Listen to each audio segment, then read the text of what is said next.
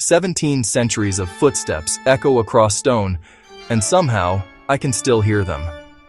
The Basilica of St. John Lateran, Rome's cathedral, has stood since AD 324, when a fearful whisper became a public roar. Christians could finally gather without persecution. And like Psalm 46 says, "The Lord of hosts is with us. The God of Jacob is our stronghold." I imagine the first believers entering those doors, hearts pounding, eyes lifted, not to marble or mosaics first, but to presence. Psalm 46 speaks of mountains trembling and waters roaring, and yet it keeps repeating a simple truth. God is here. Not far, not abstract, here. That's what the Lateran proclaims. Not just history, but God's fidelity. Through wars, fires, empires rising and falling, this cathedral stayed a sign that Jesus never left his people. The nations rage, the kingdoms totter. He utters his voice, the earth melts. Still, the Lord of hosts is with us. And here's the mystery that still takes my breath away.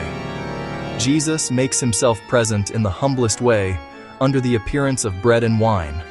At the Eucharist, he doesn't just visit, he dwells. Every tabernacle in the world becomes a stronghold, a beating heart of love in the quiet. Ezekiel saw water flowing from the temple, bringing life wherever it went. I see that river in every Mass. Grace moving silently into ordinary lives, healing what's broken, nourishing what's weary. St. Paul tells me, "You are God's temple." 1 Corinthians 3. So I step into a church that's beautiful, not to escape the world, but to remember who lives in me when I walk back into it. I think of Jesus in John 2, cleansing the temple, not to destroy it, but to restore its true purpose. That's what he wants to do in me. Clear the noise, make room for presence, kindle zeal for the holy. So when fear rises like waves and the news feels like earthquakes, I return to the refrain. The Lord of hosts is with us.